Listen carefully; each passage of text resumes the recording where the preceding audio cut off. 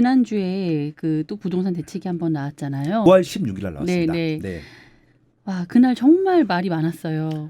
제가 핸드폰 이게 새 핸드폰이라 거의 하루에 한 번 떨어진 적이 없었는데 네. 2번 방전이 됐어요. 아, 통화하다가 그것도 네. 뚱 껴가지고. 근데 이런 네. 기사 말씀드릴 때마다 전화 많이 받았다는 얘기는 꼭 하시네요.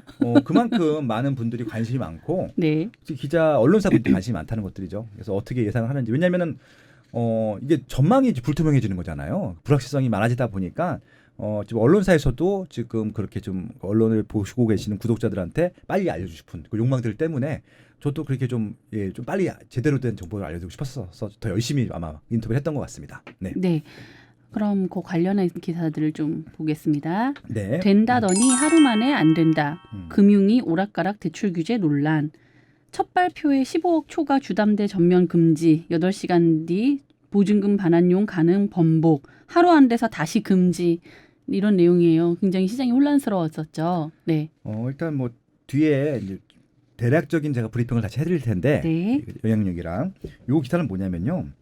15억 이상은 아예 주택담보대출이 안 된다고 했었거든요. 그러니까 15억이 딱 현찰로 있으신 분만 15억 이상 아파트를 사실 수 있네요. 그렇죠. 이제 네. 근데 이제 그 개인적인 사정에 의해서 그 집에 바로 못 들어가고 일단 사두고 다른 집에 전세로 사실 수 있잖아요. 그쵸. 그러니까 투자용이 아니라 네. 다른 집에 전세로 잠깐 살다가 임시적으로 그 집에 나중에 들어가려고 하시는 분들이 있잖아요. 또 계약 기간이 안 끝나서 기다리실 분들 그런 분들한테만 한시적으로 이게 조금 이제 그 보증금 반환용으로 전세 보증금. 전세가 보증금 네. 반환용으로 일단 대출을 해주겠다라고 하는 것들이었었는데 그래서 이제 처음에는 안 된다고 했다가 그 다음 8시간 만에 그게 된다고 했다가 그 다음 날은 또 안 된다고 한 거예요.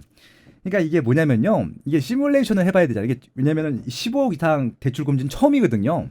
그러니까 이게 어떤 개별적인 상황이 있는지에 대해서 시뮬레이션을 전혀 안 해본 거예요. 그래서 이제 그걸 비판하고 싶은 게 아니라 지금 대책들이 이전에는 한 번도 시행착오를 겪거나 성공을 했든지 간에 이렇게 좀 테스트를 해본 정책들이 아니기 때문에 이것뿐만 아니라 다른 정책들도 그렇게 좀 개별 사항으로 들어가게 되면은 엄청 많은 아마 이제 질문과 문의와 시행착오와 아니면 또 크레임이 발생할 것 같습니다. 그래서 한동안은 저희 제도가 정책될 때까지는 몇 달 동안은 아마 우왕좌왕할 거니까요. 그걸 너무 비판하지 마시고요. 정확하게 이건 이렇게 됐기 때문에 이런 문제가 있다라고 정확히 짚어주셔야지 이분들이 정책을 수정하실 때 다른 분들한테 피해 안 보게 정확히 수정을 하실 수 있거든요. 아마 수정할 것 같아요. 왜냐면 이게 지금 새로운 정책들이 몇 개 들어갔기 때문에 그런 부분들은 여러분들께서 정확하게 피드백을 주셔라 그런 말씀 해보고 싶고요. 또 하나는 뭐냐면은 이게 법적으로 지금 근거가 있는지 아닌지도 검토를 안 한 것 같아요. 봤을 때는. 그래서 지금 헌법소원을 그 다음날 바로 평등권과 재산권의 위배가 된다라고 해서 헌법소원을 제안을 한 상태인데요. 헌법소원은 이제 헌법재판소에서 합니다. 그러니까 누구나 할 수 있고요. 이 사안과 됐다고 하면은 10만 원만 내면 누구나 헌법소원 제안 신청할 수 있거든요.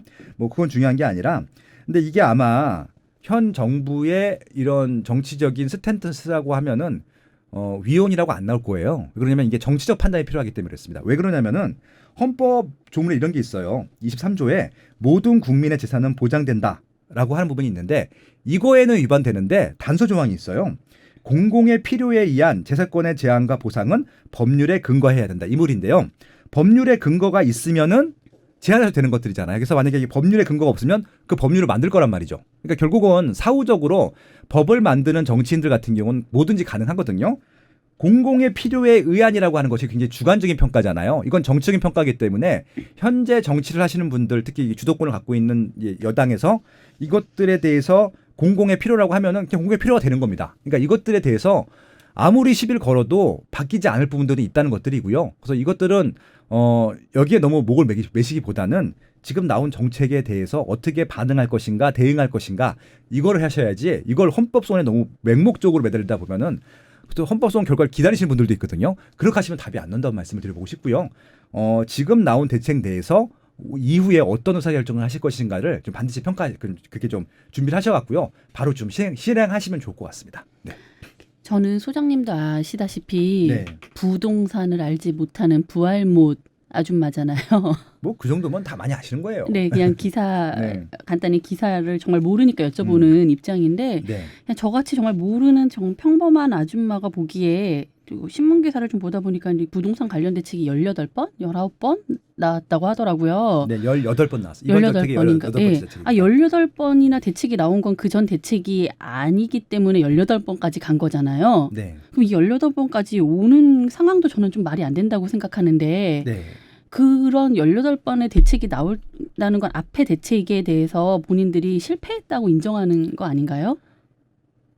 민감한 문제이기 때문에. 네. 근데 뭐 저희 방송을 이건 듣는 그냥- 분들한테니까 하겠습니다. 그냥 그건 정말 어. 저는 그냥 제가 이번 정부 들어서 네. 참 신기했던 게 뭐냐면요. 네. 아무도 책임을 진다는 얘기를 아무도 저도 안 해요. 지금 그 말씀 드리고 싶어서 왜냐면은 그래요. 네. 기업체 회장님들도 잘못했다면 90도로 이사를 하잖아요. 개인들 같은 경우도 사과를 하잖아요. 네.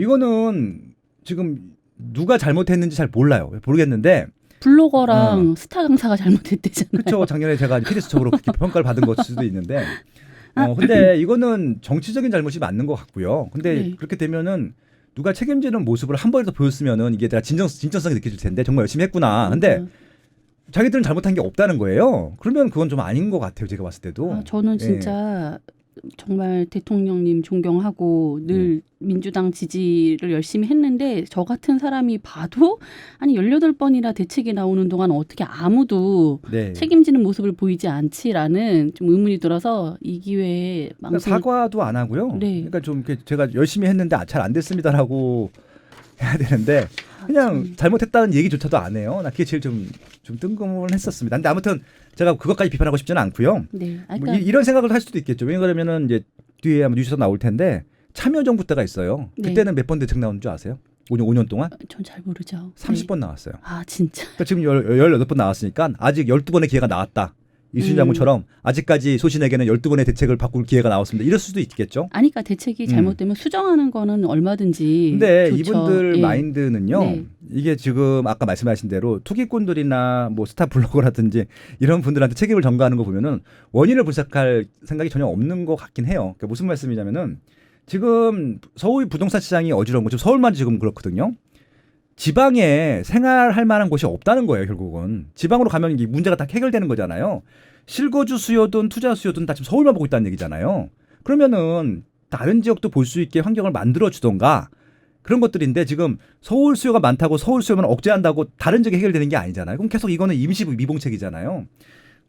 제가 오늘 이런 얘기 안 하려고 했는데 왜 그런 질문을 하셔갖고. 죄송합니다. 예, 그냥 넘어가세요. 네, 알겠습니다. 네네.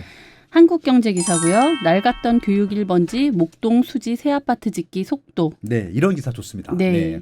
목동 7단지 재건축 설명회 가죠. 수지구 풍덕 천동 일대 리모델링 속속 추진. 네. 이런 내용의 기사입니다. 그러니까 이런 것들은 이제 시장에서 새 아파트를 필요로 하니까 새 아파트가 지금 어느 정도 진행이 되고 있다, 어떻게 진행이 되고 있다 이런 정보잖아요. 그래서 이것들을 보시고 이 지역을 뭐 희망하시는 분들이라든지 아니면 다른 지역에서도 벤치마킹 하실 분들한테 좀 도움이 되는 것들이죠. 지금 여기는 두 가지 지역이 나왔어요. 목동과 수지인데 목동은 양천구 목동이고요. 수지는 그 용인시 수지구 얘긴데요. 목동은 지금 대부분 다 87년, 88년도 입주를 했습니다. 그래서 30년 차가 넘었기 때문에 지금 예비 안전진단은 통과를 했고 지금 몇몇 단지 같은 경우 5단지, 6단지, 9단지, 11단지 같은 경우는 정밀 안전진단을 신청한 상태다. 그렇게 좀 말씀드릴 수 있을 것 같고요. 그래서 지금 이 안전진단 비용이 들기 때문에 단지별로 이제 그 소유주 분들 위주로 해서 돈을 모아서 안전진단 시작한 상태다. 그렇게 말씀드릴 수 있습니다. 목동 아파트 단지는 1단지부터 14단지 14개 단지가 있고요. 그중에서 7단지가 한 가운데 있어요. 7단지는 목동역에서 오목거역 사이에 있어서 양쪽을 다 쓸 수 있는 굉장히 더블 역세권이라고 할 수 있죠. 두 개 더 역을 쓸 수 있으니까. 예, 그 단지가 한가운데 있기 때문에 그리고 거기 또 현대백화점이라고 하는 또 이런 또 고급 상권도 있고요. 아무튼 학교도 좋고 교통도 좋고 상권도 좋고 아파트도 좋아서 가장 비싸요. 평당 한 5천 원 정도 주만 시세를 형성하고 있는데 이 단지의 이제 재건축에 대한 이슈입니다. 그래서 이제 이것들이 잘 되게 되면은 다른 목동 아파트 1단지부터 14단지도 잘 진행될 수가 있을 것 같다. 예, 그렇게 좀 준비를 하고 있다는 것들이고요. 좀 더 적극적으로 실행을 하고 있다라고 하는 것들인데 여기서 주목하셔야 될 건 뭐냐면요. 지금부터 시작한다고 3, 4년 후에 분양하고 바로 입주하는 게 아니에요. 그렇죠. 이제 네. 안전진단 시장이기 때문에 그 최소한 지금부터 시작하게 되면은 요이 땅 하게 되면은 아무리 빨라도 10년이 걸려요. 예, 10년이 더 걸릴 수도 있고요. 근데 이제 제가 자주 언급드렸던 이제 한영기 조합장님이 추진했던 아크로 레오파크 있잖아요. 그 신반포 한신 1차 네, 같은 여러 번 경우는 말씀하셨죠. 7년 걸렸어요. 그 추진 세력들의 의지력만 있으면은 기간을 1년, 2년씩 줄일 수 있는 것들은 가능하더라라는 걸 보여주신 사례이기 때문에 그렇습니다. 그래서 저는 이 목동 같은 경우는 지금 2만 6천 세대인데 재건축을 하게 되면은 5만 6천 세대가 되거든요. 그럼 서울의 양질의 좋은 주택들을 5만 6천 세대를 공급할 수 있는 입지이기 때문에 지금 서울이 지금 부족하다고 말씀드렸잖아요. 이렇게 좀 한꺼번에 입주를 하게 되면은 안정화가 돼요. 예, 그런 것들을 좀 추천드리고 싶습니다. 왜 그러냐면은 목동 아파트 또 이게 하면 또 한동안 또 막 출렁거린다고 또 걱정하시는 분이 있는데 물리적으로 이렇게 만 세대, 2만 세대가 한꺼번에 공급되면요. 안정화가 안 될 수가 없거든요. 그냥 냅두면은. 예. 그래서 좀 이것도 좀 기대하고 있고요.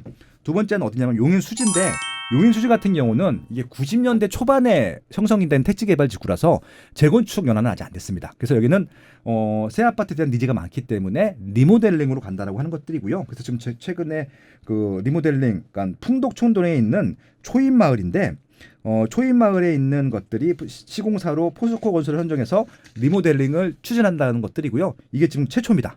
용인시에서 지금 시도하는 최초의 리모델링 단지이기 때문에 아마 이게 성공하게 되면은 용인시에 있는 주요 단지들 많이 아마 따라할 것 같고요. 여기 기사에 나오는데 풍덕촌에 있는 보온 아파트, 예, 그리고 신정마을, 8단지, 9단지, 동부 1차, 벽산 등의 아파트들도 리모델링 추진위를 출범해서 진행을 하고 있다고 하니까요. 용인시 수지구에 있는 분들은 좀 재건축을 놓치셔갖고 많이 아쉬워하셨을 텐데 이런 것들도 한번 좀 예, 재건축보다 짧은 시간이 걸리니까 한번 봐주시면 좋겠다. 예, 그런 제안들도 드려보겠습니다.